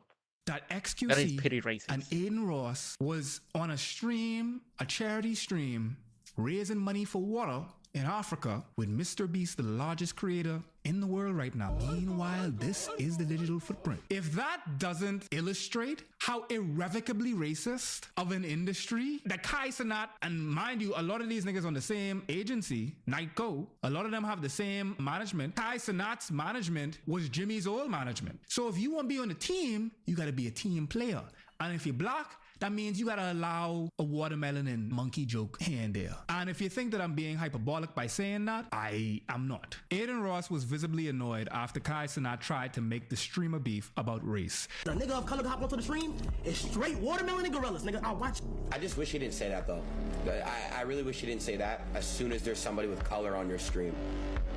We don't have to make this about race at all. A lot of the OG YouTube and Twitch community back when it was Justin TV, if you were black and you found any success on that platform, you endured anti-blackness from your haters, from your own fan base, as well as your colleagues. So kudos to Kai in that regard, more appropriately dubbed Kai, for persevering through that, because he probably got the worst from this man right here, who is his friend. He is currently being sued by Megan Thee Stallion. I don't know Wait, how much Barca for, playing, but yeah, he gotta log off the stream a little bit early because he need to go and get with them papers. Aiden ought not need any introduction at this point. He's been exiled Barca to is kick playing and right been now. affiliated with some of the largest yamheads on Man, the I internet, wish I from could Adam react. Tate, literally sniffing his Maybe ass, maybe like, not after even later, y'all. metaphorically, Later literally sniffing his after ass. From the stream Adam Tate end, to like Sneeko, toward the end of the this stream. man has been affiliated When I'm with about to them. get off, I'm gonna end my YouTube stream, and we can watch Real Madrid highlight together on Twitch and Kick. One point. He and Kai Cenat Because came I up cannot watch it right now, bro. La Liga or Real Madrid or even Barca will take my video down, you know. So together during the 2K. let me go pee real quick, brother. Let me go. I'll be right back.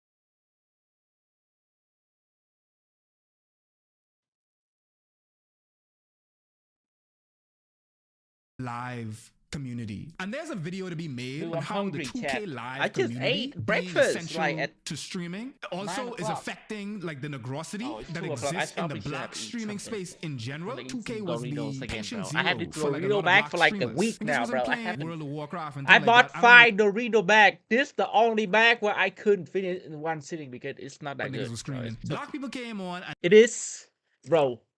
This Dorito bags. This Dorito bag.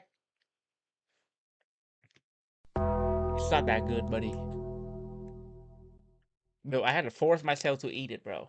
I literally had to force myself to eat it.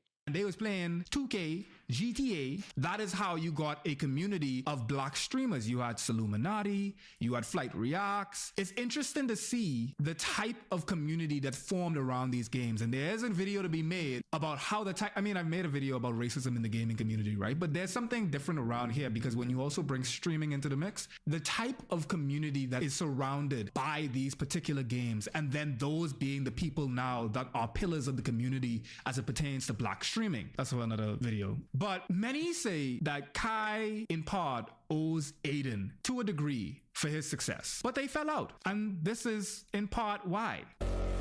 We don't have to make this about race at all. Like, there's no reason to do that at all. Yeah, you don't have to make about race when literally being called a monkey and then spamming watermelon inside his chat. Kai just exposed Aiden's manager, Tav, for backdooring Aiden and being racist. Yo, Kai, I just want to say, man, congrats on all the brand deals you doing and all that from Nike to McDonald's. Tav is a white man, by the way. He proceeds to say, from Nike to McDonald's. But bro, keep it real, bro. Nigga, a chicken Big Mac, nigga? Kai had a McDonald's deal at one point, and the price of getting that McDonald's deal was enduring Aiden's manager on a phone call, calling him nigger and saying that he have a chicken Big Mac meal. Tav he is a manager for a lot of streamers. That really illustrates the environment that Kai is in. I don't have the patience to endure that level of anti-blackness and have that be impact my career, because that means that like how I respond to this anti-blackness can impact my opportunities moving forward. When you look at Kai Cenat and what he's able to do now, and you see the things that he's coming out about, you have to wonder what exactly he's had to deal with. If you are black and visibly online, you will engage with racism, period. And the higher up you go, the more racism you will endure. So Kai Cenat being one of the largest streamers, I empathize with him in that regard, but he's also contributed to that cage that he's confined in with his own. Speaking of which, we have to get into this comment, which is probably one of the more controversial things that he's done, but I don't necessarily see it spoken about enough. One of Kai's controversies is his statement in regards to black Americans. As a Bahamian American, as a Caribbean American, I got a lot of thoughts about this. But first, let me let you all hear what he had to say. Are not cultured at all. Stop body. I don't want to hear, like, when I'm asking general questions, I'm not asking y'all, stop body. Y'all is black. You're black. You're just black, bro. You're just fully American. You're African American, bro. That's it. How was that? See you in 30? That wasn't an insult. That was strictly. So am I Asian American or am I just Asian? I got a U.S. passport though. So am I Asian American or am I just Asian? You're black. You're not Trinidadian. You're not Jamaican. You're not African. You're not. Word. You're not Ghanaian. You're not Dominican. You're not Puerto Rican. You're not Cuban. He said that black Americans aren't cultured, that they don't have culture, which, to be unambiguously clear, is some caca. This is a great time to discuss this because if we're going to talk about blackness, then we need to talk about whiteness. And first off, for all the palm colored folks inside there, I regret to inform you, white people are not real. White people... Who the fuck can pick that sound? That's his For all sound? the palm colored folks inside there, I regret to inform you, white people are not real. White people are actually Irish. You're right there. We're going to talk about blackness, then we need to talk about whiteness. And first off, for all the palm colored folks inside there, I regret to inform you, white people are not real. White people are actually Irish, you're German, you're Scandinavian. Whiteness is not a real thing. It is a construct created as a political expedient to decide who gets Oh, what, somebody when, just where, follow. and how Hey, much of appreciate it. you for the Whiteness was follow. I'm like, what the created to fuck was that determine sound? Who was human and who wasn't. A citizen. Right. Who you follow me? Who you follow me? Oh, Foreign boy Ryan, appreciate for the follow, buddy. Foreign boy Ryan, appreciate versus a you. slave, a predator versus prey. And as much as I hate to admit it, white people, y'all in the chat, y'all too. Foreign boy Ryan, are shout out to victims Foreign boy of your Ryan. own whiteness. I say all that to say that black people may be the only real race because black wasn't real until it was created to justify our Hold up. We're on some good shit right here. Hold up, let me stop eating. I want to listen to this one. Well, hold up. You're not Ghanaian. You're not Dominican. You're not Puerto Rican. You're not Cuban. He said that black Americans aren't cultured, that they don't have culture. Which, what he's saying? to be unambiguously clear, is some caca. This is a great time to discuss this because if we're going to talk about blackness, then we need to talk about whiteness. And first off, for all the McPalm colored folks inside there, I regret to inform you, white people are not real. White people are actually Irish, you're German, you're Scandinavian. Whiteness is not a real thing. It is a construct created as a political expedient to decide who gets what, when, where, and how much of it. Whiteness was created to determine who was human and who wasn't. A citizen crazy. versus a slave. A predator versus prey. And as much as I hate to admit it, white people, y'all in the chat, y'all too, are victims of your own whiteness. I say all that to say that black people may be the only real race because black wasn't real until it was created to justify our subjugation. In forging that blackness was a forging of a collective consciousness of color. Because around the world, black people can camaraderie over the shared experience of anti-blackness. The culture born out of bloodshed is real. So to say black America doesn't have culture is categorically incorrect. And we're designed to have this ignorance of each other's cultures. Because when that happens, who wins? The best way to look at it is who stands to benefit from this dysfunction. The fact that Kai has been in the States for the majority of his life and he has Caribbean heritage is a whole nother thing. When I came to the States, I at least had the majority of my experience in the Bahamas. So I know what it is to grow up without being preoccupied with whiteness to an extent. We do have our white supremacy. It definitely manifests in different ways. It manifests in colorism. It manifests in the white expat. You have a level of anti-blackness being levied by the black diaspora in general towards one another. You have some subsects of black America that think that the rest of the black diaspora may very well be beneath them because of their proximity to Africanness. And those black Americans might side with being American over being black. But immigrants also come to the United Wait, so States.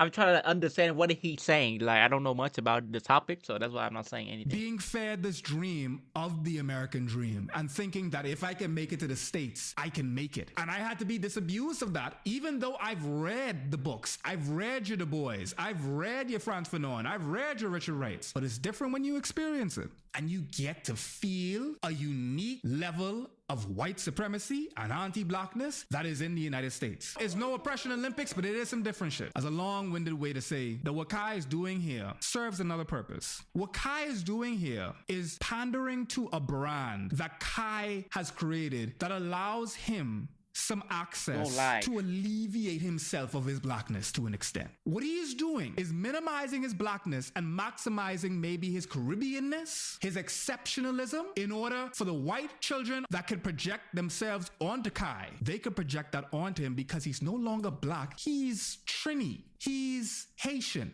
Because black is a political term. When you deal with people in the United States and when they look in a very myopic understanding of race, they understand black to be very political. He will always lead with a prayer on his streams and everything like that, which yet again allows him to distance himself from his blackness because we're all one people under God. All of that is by design because it allows him to maximize his ability to be generic, to be able to be a blank slate for white kids inside his audience to project onto him. So he has to look past all of the anti-blackness that is levied to him. He has to minimize his blackness at best. It is what it is, bro. It's for business, you know, nothing personal.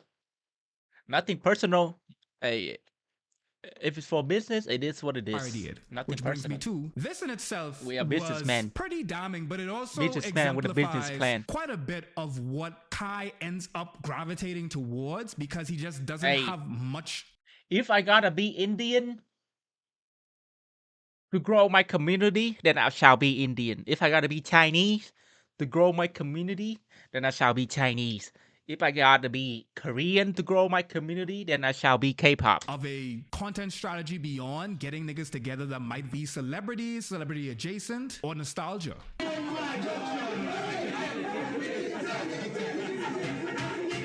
Yo, Juicy kinda broke that shit. What's the parrot? There's a fucking parrot in the room? Okay, so you have Filthy here. Yet again. You have Filthy here. These niggas are so loud. I'm a loud guy, but these niggas are so loud. I had to turn these niggas down. And I'm a very chaotic streamer, I like to think. Like, I have like a lot of different sound effects and everything going on at the same time. I would be so overstimulated in this, I would have to resign. But you got Filthy here, who would go on to do brilliant things with his life. Like assault people. There's Shay Frost in here, who too will go on to do crimes against humanity and just a gaggle of niggas' blood. Is that a Stake hat? I didn't even know that he was sponsored by Stake, the gambling company Stake. Yo, Philly and Chunks, London inside right now. London inside right now.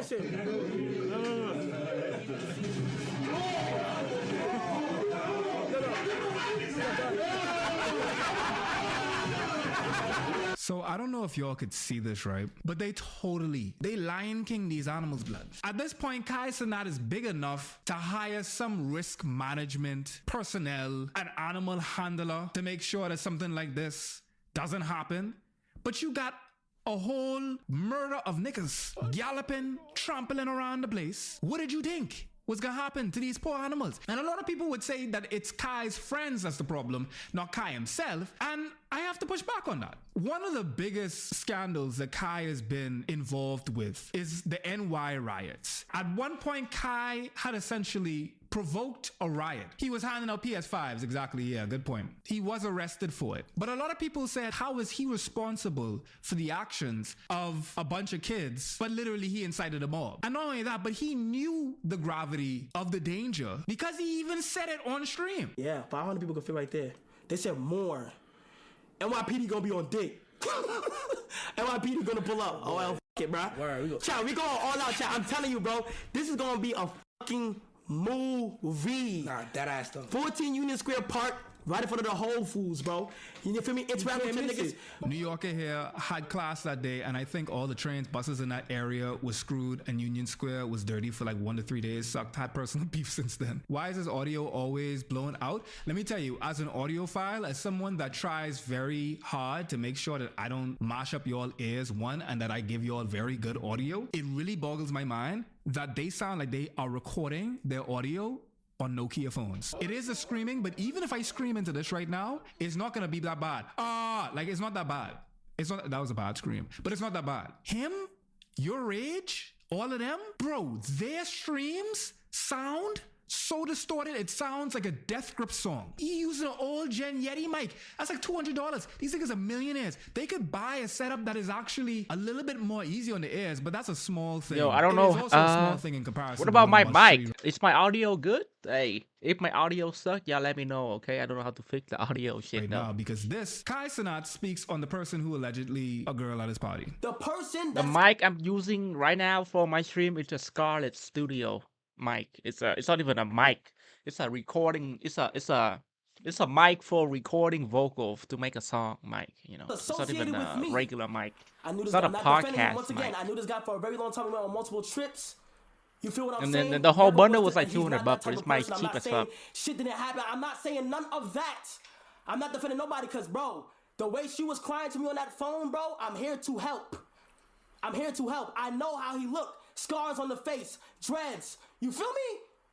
That's for the law. If that's for the law to handle, though, that's none of y'all business at all. And Kai Cenat would end up actually obfuscating quite a bit of the law, trying to get to the bottom of this. People let this slide simply because it wasn't him. Dez also does have allegations. This person who is arguing with a child also has allegations. He is friends with Doodoo Garbage. Yeah, exactly. DDG was going through the ringer for him and Holly's case. And Kai Cenat would launder his image to the tune of thousands of people people by literally bringing him on as a professor at Streamer University. Not only that, but he was the first person to announce to not hold him accountable or to say it's simply just the people that he's in proximity to. You have to begin to wonder how infantilizing it is to think that this man doesn't have agency to not associate with these type of niggas. After seeing Kai Cenat's best friend Dez threaten to end the life of on live stream, these allegations are starting to make sense. He forced himself on me. Well, yeah, he was violent. Like, he was doing too much. Like, he was really being a thirsty,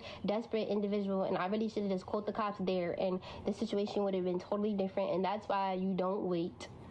If you want to report somebody, you make that report right there and then you go to the hospital and you get that check. That's why I really don't want to like go into details, because it's like really traumatizing. That's why I violate him, and that's why I make awareness to this, because I am still traumatized from the fact that I try to act like it didn't happen. So when it happened to me, I try to act like it didn't happen. So it's just like I try to just forget about it. And then afterwards, he would try to like come back into my life. So afterwards, my friend called me one day like, "Oh, come to the studio," and then Dez was there, and then he tried to talk to me on the phone, and then I just like I started cursing him out, and then I hung Finally, up. I can feed it back, bro. The comments on her own live are basically saying that she is not telling the truth, which insulates a lot of this behavior. And it all ends up going back to this. All of these people that we know of because of Kai Cenat, all of these communities that are being formed around Kai Cenat, there will be people that will argue that I support Black, and that's really not enough. You have to support Black, but not Black being bad. You can't simply just support Black, period. You just replace the people that are enacting the harm with people that are enacting harm that just happen to look like you as well. Which brings you to a very difficult question that like a lot of people actually need to reckon with. Like a lot of them man them too. I would get people inside my comment sections just like, why don't you go after white men like that? First off, I do. But more importantly,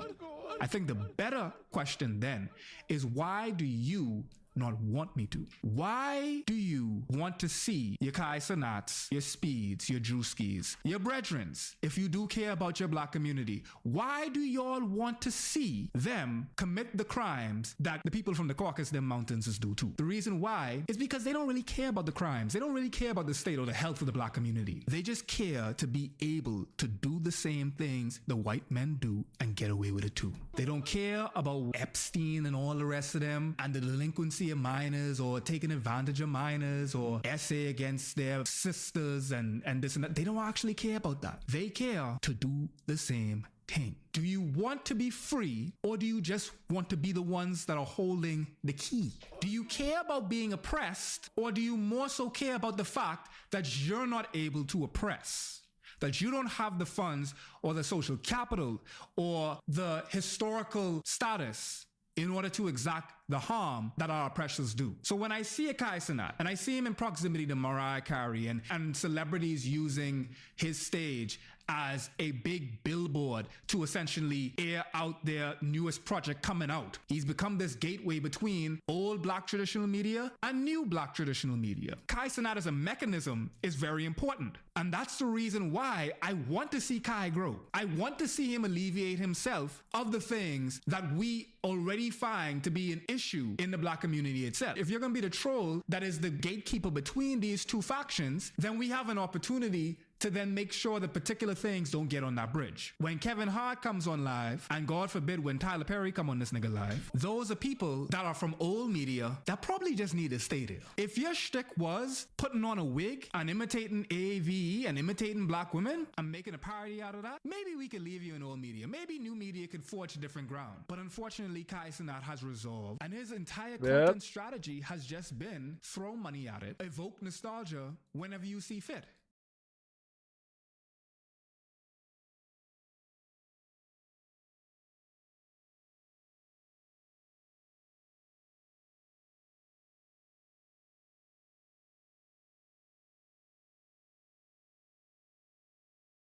What happened?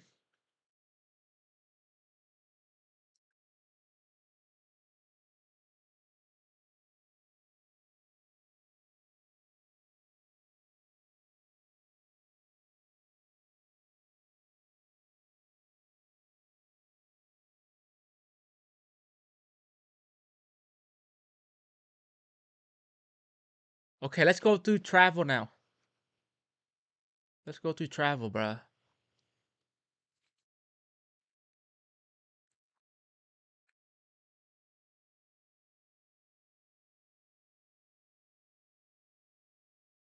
Ah, my ear is so itchy. Fuck, I want to scratch it. All right, bro. What's some nice play we can do? We can go travel. Okay. Entering the world's strangest country. Imagine a country where the internet barely works, ATMs don't exist, and the government controls nearly every aspect of daily life. That does not look like a Welcome good to country to go Eritrea. to. Not because they are black, but because Imagine a country where the internet barely works, the internet barely work. ATMs don't exist, ATM don't exist. and the government controls nearly every aspect of daily life. And the government control every aspect of daily life. That does not sound like a good country to travel to. Because of those three reasons. I repeat, not because they are black. Welcome to Eritrea, off the east coast of Africa, perhaps the weirdest country I've ever visited. Over the next 4 days, I'll be alone and completely off the grid, meeting locals who speak fluent Italian. Parlo benissimo l'italiano. Tasting some of the world's best coffee. Never had anything like this before. Exploring a rural camel market. He's drinking water from his tongue. And partying at a tribal wedding in a remote village. This is what life looks like in a nation that is cut off from the rest of the world. And I run into my first problem as soon as I land at the airport. This is officially the slowest visa process in the world. I've been here an hour and a half. I'm the last person to leave the airport. Bro, what's going on? Apparently the printer's broken, but why don't... Oh, hold up, bro. It's too much, buddy. My ear is so itchy, bro. Oh, okay, better. Cheese, buddy. Cheese, Luis. They should get another printer. Or have a backup plan. Not a good start to the trip. So 2.5 hours later, still no visa, so they gave me a temporary pass, which allows me to enter the country until tomorrow morning, and then I gotta come back to the airport and get my full visa. I mean, come on. Yeah, this country is dirt poor, but this does not look good, morning buddy. From Asmara. It's actually pretty chilly today. First stop of the day is coffee. Eritrea was an Italian colony, and they definitely brought their coffee here. Not to mention, the original coffee comes from Ethiopia, a neighboring nation. So when you put the two and two together, it might be the best coffee country in the world. Is that coffee that good? Can they rival our coffee, Vietnamese coffee? This is the absolute best cup of coffee I've had in my entire life. It's a perfect macchiato.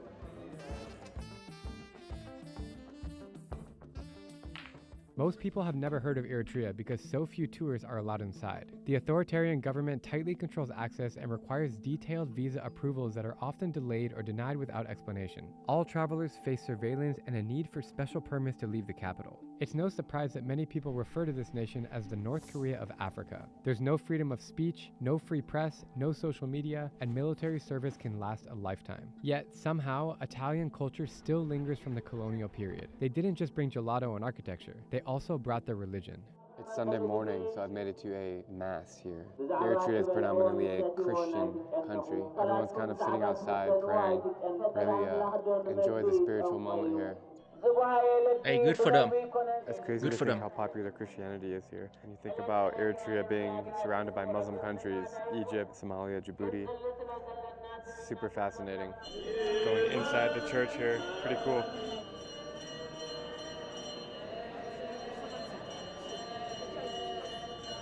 It's really cool how they wear these white outfits. They cover their bodies, both the men and the women. It's something very unique.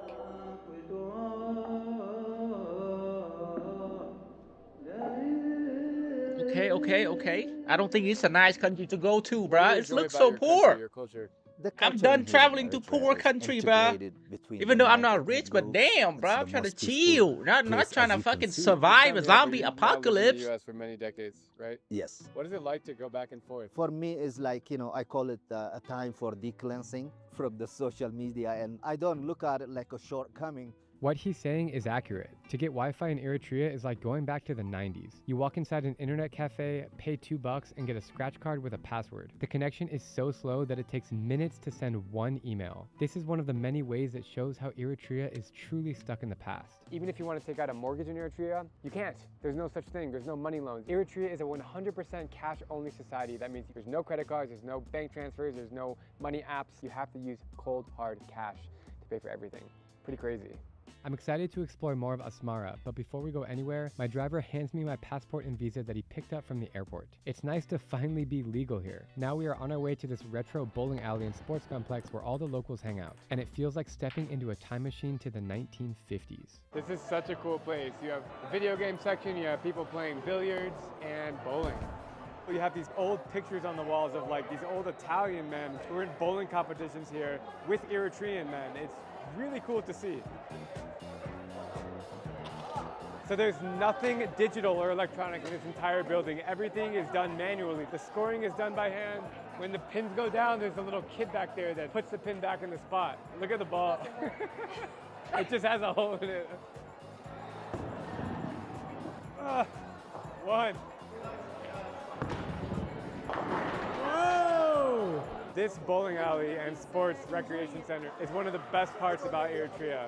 So vintage and old school. You feel like you're living 5 decades ago. So these guys are from Rashida tribe, the smallest tribe in Eritrea. He's 16 years old and he's married. How long have you been married? 4 months ago. 4 months ago. How old are you? I am. You have a fiance? Yes. I have a wife, but I'm 33.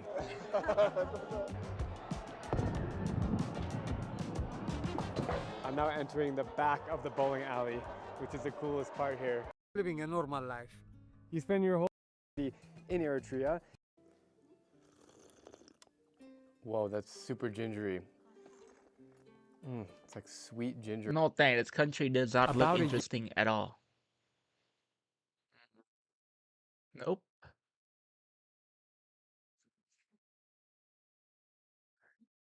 Nope.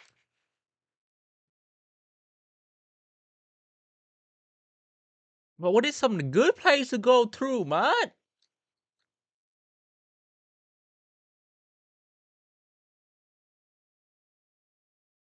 Oh, this is Egypt. I don't want to see garbage. Country that doesn't exist. Crazy and entrepreneur. Oh. Oh, Europe is nice, I've been bro. to all 50 countries in Europe. Yeah, let's do this one. Most yes, of them I 3 or all more bro. Chat. I want to go to Europe, mud. I never been to Europe before. I want to go to Spain first. As you can see, you know why I go to Spain? I want to go to Spain. To watch Real Madrid, baby! I want to go to Spain to watch Real Madrid. I want to go to Ibiza. I want to go talk to Spanish baddie. Let me go to Spain first. I never been to Europe before, bro. I want to go to Europe. And in this video, probably I'm gonna Spain. rank I want to go each to nation France, starting to from my England. favorites It is the best city in Europe, one of the best in the world. all the way down to my least favorite. Damn. And yes, right now I'm in the beautiful city of Kyiv, Ukraine. Ukraine. The criteria for my ranking is overall friendliness, affordability, cuisine, That is very good. nightlife, natural beauty, historical wonders, I was not expecting to see this in Sicily. and most importantly, the ability to not have to go out of your way to have an authentic cultural experience. It's unbelievable. All right, let's begin with my favorite country in Europe and where I am reporting to you right now to kick off this video. Let's go! Number 1, the Czech Republic. Here I am Czech in Old Republic, Town Square ooh. in Prague. It's literally my favorite place on the planet. Look at this. It is so beautiful. Medieval architecture, incredible Republic. churches, the oldest functioning astronomical clock tower in the world, and it just doesn't get any better than this. Even though I've spent a year of my life in this city, I still have the goosebumps every time I'm here. I love it. Yes, this is the very city that I studied abroad in 2012 when I was a junior in college, but I've just fallen in love with this city and this country. And let me See, tell you let me why. test the audio, buddy. There are The many audio is cities good. around this country that are stunningly beautiful, like Pilsen, where they brew the famous Pilsen Urquell beer. There's a city in the north this called the Liberec, desktop which is audio. near the mountains by the Poland border. There's a town called Olomouc in the east, and Brno also in the east. And all the little Czech towns and villages are so cool because you're in Bohemia. That's actually what the region is called, like the song the audio Bohemian Rhapsody good? by Queen. But what's really cool about Czech Republic is you're right on the border of Eastern Europe and Western Europe. So you still get that Eastern European flair and culture. And my parents' generation, the ones who grew up in the 70s and 80s. And Which even Europe 90s, country got the they grew up baddest in baddie? communism, so they have a different outlook on life. And it wasn't We so shall go there happy-go-lucky first. for them growing up. And that's maybe why you think Czech people don't smile so much at you on the streets and you think that they're rude, but actually they're super friendly and super cool once you get to know them. Thanks, man. Yeah. But the way the society runs in Prague, it's super safe, super clean. You have that like Western European comfort a little bit here, but still have the grunge of Eastern Europe. So there's graffiti on the walls. Some of the street signs are ripped off. It's way, way, way more affordable than Western Europe. For example, if you drive an hour from here, you're already in Dresden, Germany. And it's way cheaper in the Czech Republic than it is in Western Europe. Beer is still cheaper than water here, even though it has gotten quite pricey over the last few years. So we just sat down at a restaurant here in Prague and I ordered this beer, which was $2 for a half liter. And this tiny little water in a glass can is $3. The Czech Republic is loaded with beautiful parks, cafes, Crazy beer is restaurants, cheaper than bars. water? It's amazing for nightlife.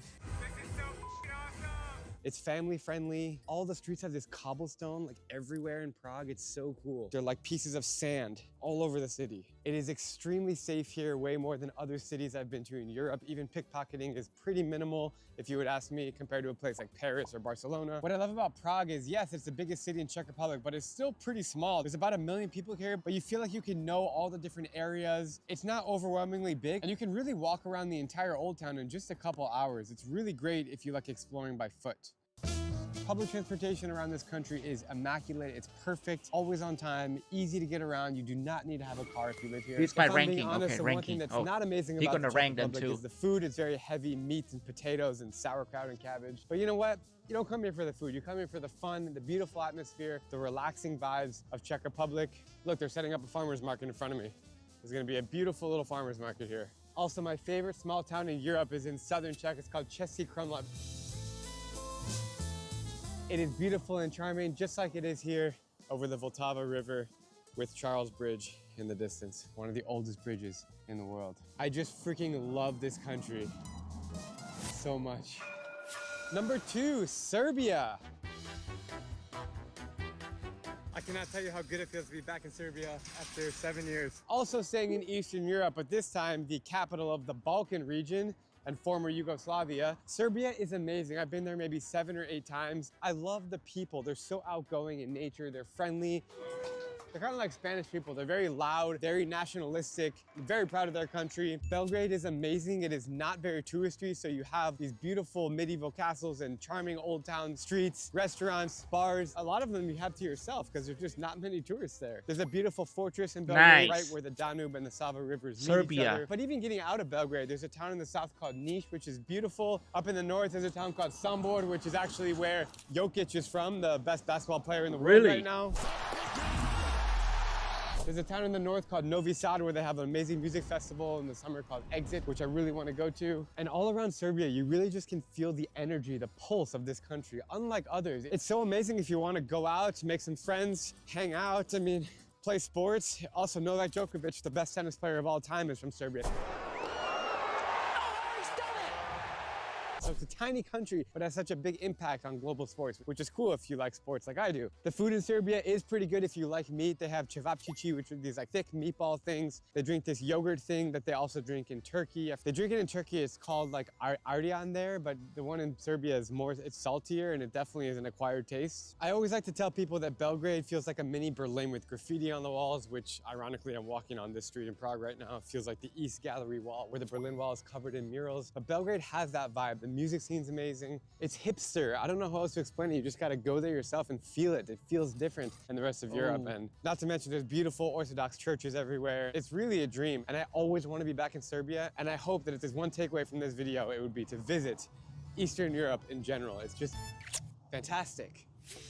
Number 3, Spain. Spain is just as good as it gets, and I freaking Spain, love yes! this country. Let me tell you Wait, why. wait. Spain is just as Number good 3, as it Spain. gets, and I freaking love this country. Let me tell you why. Yo no habla español. I gotta learn Spanish, bro. If I So want of to go course to the Spain. big cities of Barcelona, Madrid. How am I are gonna talk amazing, you to have to visit, and they should not be Florentina overlooked. Perez, bro? But the beauty of Spain for me How is am I the supposed to south and talk to the north. The president southern of region's Real called Madrid if I Andalusia, don't which is speak so beautiful. Spanish? You have towns like Granada, Sevilla, Cordoba. The only person I can speak to right now in Real Madrid is probably Kylian Mbappe, Jude Bellingham, and Trent Alexander-Arnold. Maybe Arda Güler too. We're out here in I southern don't know Spain, if Arda and Güler there's can this even amazing speak little Spanish. town of these No, cave can't even homes speak carved English. into the mountain. You guys have to see this to believe it. One of the most beautiful mosques I've ever seen is in Cordoba. There's this Moorish architecture which comes from Morocco. It's really close to the border of Morocco. You just have to cross the small sea right there. Right now I'm inside the Mezquita in Cordoba, Spain, which is one of the coolest buildings I've ever seen. This Madrid. I love Madrid. The people of Spain, just like Serbians, are really loud and friendly and passionate. Seriously, like if you've ever met a Spaniard before, you know that they're Spanish because they're just loud. They want to be heard. Say that and what is this? As I pass under Charles Bridge, we learn more. I actually took my dad on our annual father-son golf trip in Andalusia. We had an absolute blast. That's right. In the hole, Papa. Very good playa. Thank you. It is literally every golfer's dream to be down there. The road trip was beautiful. The food was incredible. The jamon, the seafood, the tapas.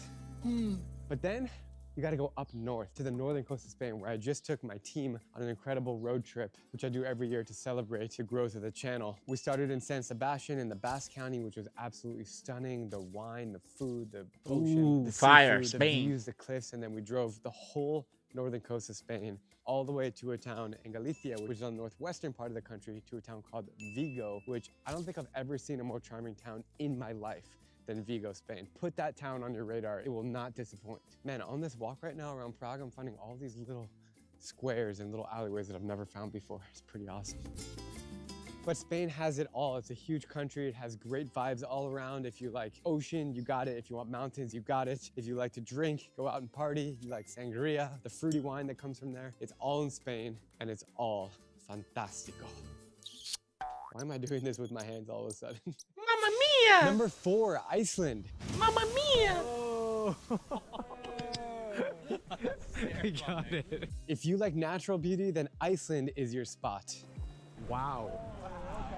Pretty cool. Holy shit.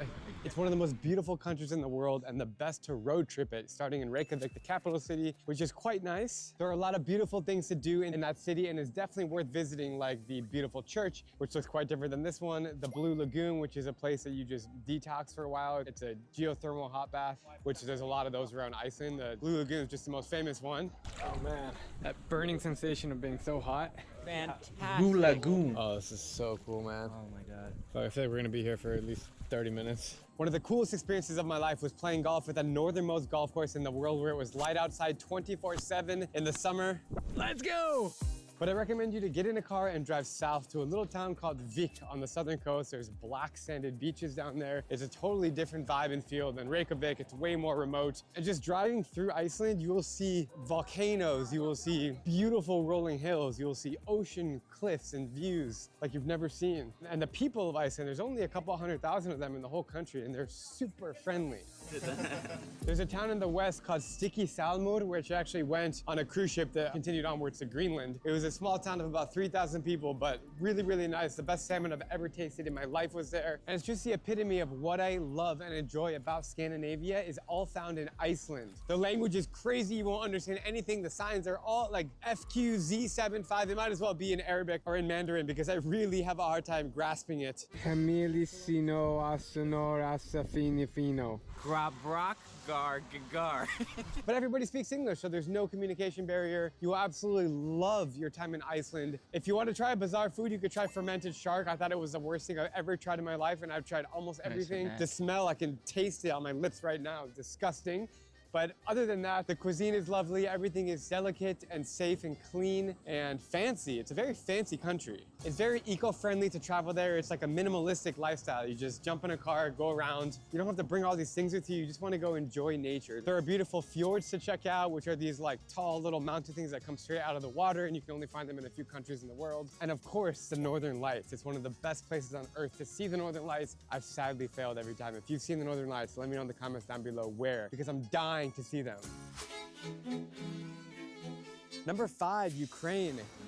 Yes, that's right. I'm in Ukraine right now. I'm in the beautiful city of Lviv. I've actually been here for the last week, traveling around the country, documenting my experiences. I was actually here 9 years ago. How cool is that building? So this is my second time in Ukraine. It's very different these days with the war, which I'll get into in a little bit. Oh, all I gotta say Ukraine. is this country is so charming and Because of the beautiful war. and different than the rest of Europe. First of all, it's massive. It's actually the largest country in Europe. It's like 1,500 kilometers or something from west to east. The people are amazing. They're beautiful. Things Ooh. are charming here, like where I am in the west. They it feels beautiful? Like Prague. The city's super They fine? unique and Is there any beautiful. fine shit in Cobblestone streets Ukraine? with the buildings with the blocks like this. There's little artsy things on every corner. It's just like a freaking dream here. Of course, you have the capital city of Kyiv, which has the most majestic temples and churches and gardens. Behind me is St. Sophia's Cathedral. It's the oldest cathedral in Eastern Europe. Such a special moment and surreal to actually be back here. Absolutely incredible. Okay, let me it's check. like a freaking hidden gem there. It's more Portugal, beautiful Romania, than almost any other Netherlands, city I've been Austria, to in Eastern Italy, Europe. It's also Switzerland, really, really affordable in Ukraine. Norway, Not even because of the Turkey, war. It was Germany, actually really cheap when I was Georgia, here 9 Sweden, years Ireland, ago. So things are Russia, extremely Croatia, affordable if you want to go out to get food, if you want to go out to the bars. Speaking Albania. of bars, there's a lot of nightlife here, and I want to say even during the war, Holy shit. it's been amazing to meet people and see how resilient they are. They've all had friends and family that have lost limbs or lost their lives. The people are really trying to move on, and we're really just trying to get past these dark days. And it's been really humbling and emotional to travel Ukraine during these days. And I will have a video coming out soon on my YouTube channel, which is going to share real stories as I experience them in real time here in Ukraine. Because it's so big, there's so many different areas to explore. We have the Carpathian Mountains, which is actually the same mountain range that goes to Transylvania in Romania, and it's also the mountains that originally split Europe and Asia. So there's a lot of culture there. There's a lot of beautiful villages. There's a lot of cool castles, which actually we just went to one earlier today. We're here at autumn, so you can see the trees that just started to change colors. Pretty awesome.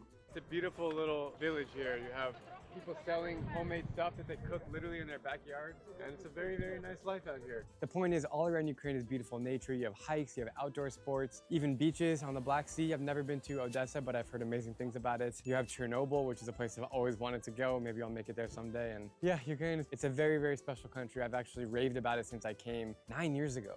And it's really a pleasure to be here again, and I wish and hope the best for the future of this country. And I really, really hope that the war will stop, because war is just absolutely terrible for anyone.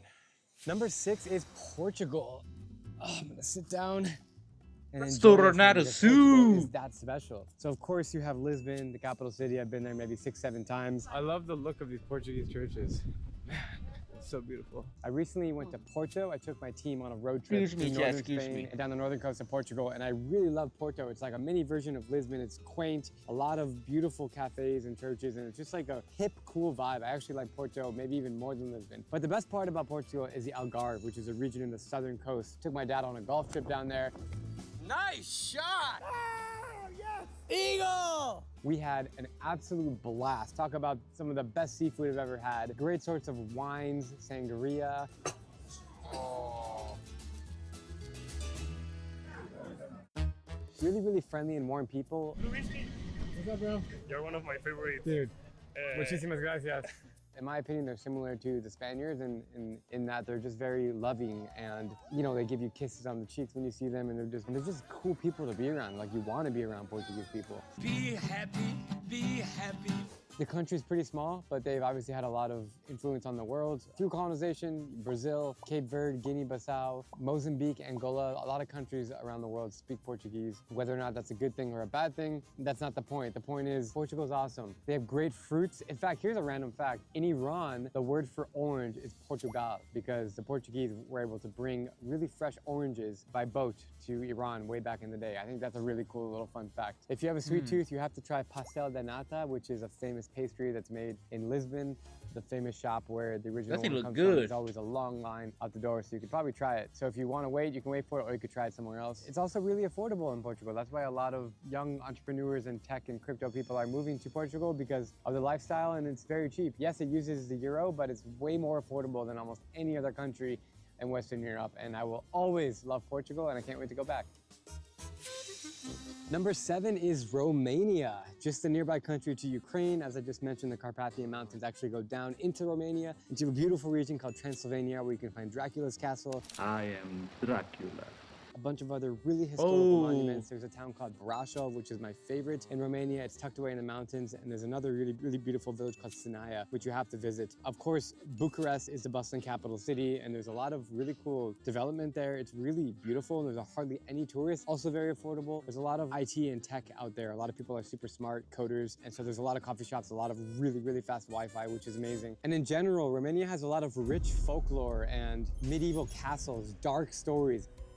A lot of people who are interested in dark tourism like to go there for its haunted vibes and medieval structures on every corner. I got lost in the villages there, and I found a lot of really unique traditions. There was a beer drinking festival looks that I scary went as to. fuck. There was a cheese making exhibition. People dressed up in Romanian outfits, singing songs. It's very festive. I just really love Eastern Europe. I think that'll be one of the main themes in this video. I just feel very alive there, and I feel very uplifted to see how people are living their lives out here in Eastern Europe. Food, I would say, is decent. It's not really the best food I've ever had in Eastern Europe. Although Ukraine and Romania, well, if we mix them together, between borscht soup and between dumplings and between a lot of the cottage cheeses and jams that you can find, honey, raspberries, grapes, it's pretty good in that regard. But there's not really like internationally known dishes that you have to try from one of these two countries. Next on my list in Romania is a western town called Timișoara, which is just like a 2-hour drive from Belgrade. I want to check that place out, and yeah.